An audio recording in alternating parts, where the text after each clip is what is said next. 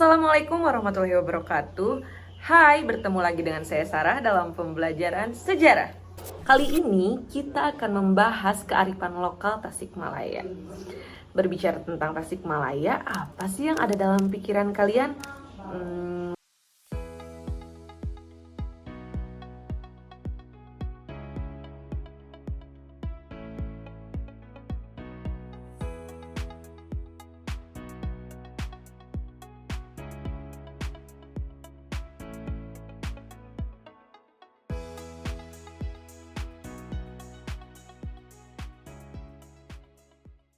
Yap, benar.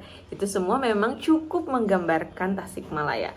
Namun, yang akan kita bahas pada kali ini yakni Payung Gelis sebagai kearifan lokal Tasikmalaya. Sejarah bukan hanya tentang peristiwa masa lalu, tetapi juga bagaimana warisan budaya tetap hidup dan membentuk identitas suatu daerah. Di balik pesona alam dan budaya Tasikmalaya, terdapat warisan lokal yang telah bertahan dari generasi ke generasi, yaitu payung gelis. Payung gelis ini menjadi payung khas Tasikmalaya yang bukan sekedar alat pelindung dari teriknya matahari ataupun dari hujan, melainkan simbol keindahan, ketekunan, dan kejayaan industri kreatif daerah. Sebagai produk budaya yang telah ada dari zaman dahulu, payung gelis ini mengandung nilai historis, estetika, dan menjadi kearifan masyarakat yang dapat dijadikan pembelajaran dalam memahami perjalanan sejarah dan budaya Indonesia. Dibuat dengan tangan-tangan terampil para pengrajin, payung gelis ini merupakan mahakarya yang menyatukan unsur seni, budaya, dan juga tradisi. Dalam pembelajaran sejarah, payung gelis ini bisa menjadi salah satu contoh konkret perkembangan industri kreatif di Indonesia. Sejak abad ke-19, payung khas Tasikmalaya ini telah berkembang sebagai produk unggulan. Kerajinan ini berkembang akibat pengaruh budaya Tionghoa dan juga kolonial Belanda yang memperkenalkan penggunaan payung berhiaskan motif-motif artistik pada saat itu.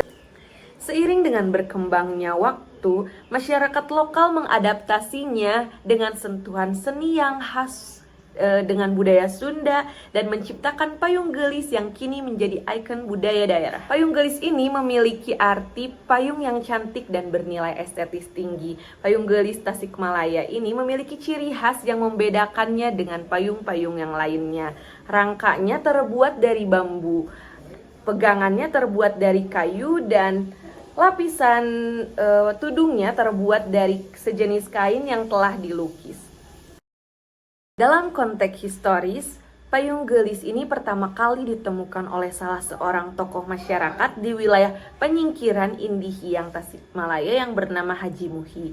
Haji Muhi ini pada saat itu merupakan salah seorang yang memiliki kondisi ekonomi yang cukup memadai.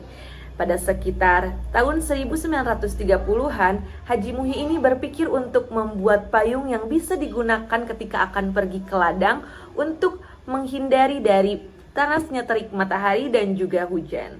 Pada saat itu, Haji Muhi membuat sendiri payungnya yang terbuat dari bahan kertas. Namun, apa yang dilakukan Haji Muhi ini menginspirasi tetangganya atau warga sekitarnya untuk membuat payung yang sama. Hingga pada akhirnya Haji Muhi berpikiran untuk menjadikan payung ini sebagai komoditas usahanya. Hingga pada akhirnya beliau memutuskan untuk menjadi pengrajin payung. Sejak tahun 1940-an, permintaan payung gelis ini dari tahun ke tahunnya semakin meningkat, membuat Haji Muhi banyak mempekerjakan tetangganya untuk menjadi pengrajin payung.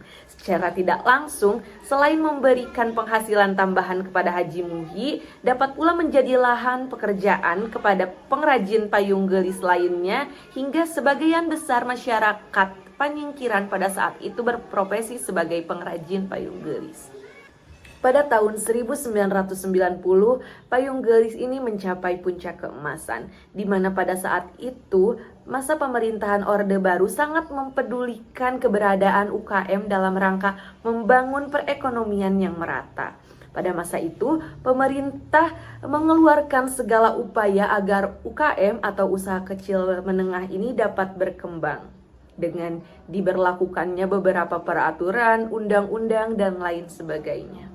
Pada masa itu, Kampung Panyingkiran sering kali dikunjungi oleh wisatawan domestik maupun mancanegara, serta setiap pengrajin pada masa itu mendapatkan pesanan hingga puluhan payung per harinya. Bahkan di sepanjang jalan di Kampung Panyingkiran ini dipenuhi oleh payung-payung yang sedang dijemur setelah pengecetan. Payung gelis ini beberapa kali pernah mendapatkan penghargaan secara nasional. Misalnya saja Bapak Sahrod yang pernah mendapatkan penghargaan Upakarti dari Presiden Soeharto pada saat itu atas jasanya untuk mengembangkan industri kecil dan kerajinan lokal. Masa keemasan tersebut berubah drastis pada saat terjadinya krisis moneter. Krisis perekonomian yang menimpa Indonesia ini pada kurun waktu sekitar 1997 sampai 1999 menyebabkan pesanan-pesanan payung gelis pada saat itu menurun drastis, bahkan sampai tidak ada pesanan satupun. Wisatawan tidak ada yang hadir ataupun berkunjung ke Panyingkiran, serta banyak dari pengrajin payung gelis ini yang berhenti hingga beralih profesi.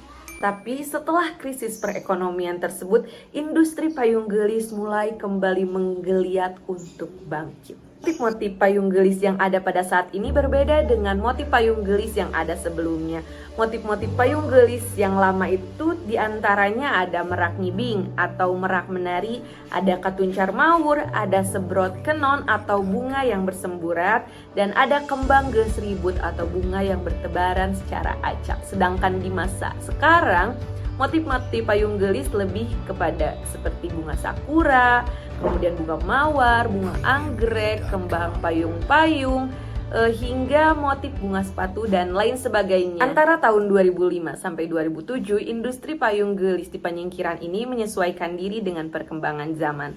Seiring dengan perkembangan zaman pula, payung gelis ini beralih fungsi dari yang awalnya digunakan untuk kebutuhan sehari-hari menjadi fungsi keindahan saja ataupun estetika yang bisa digunakan sebagai hiasan rumah, hiasan kantor-kantor pemerintah, hiasan pernikahan, perlengkapan upacara adat, perlengkapan kesenian, tari-tarian, dan lain sebagainya.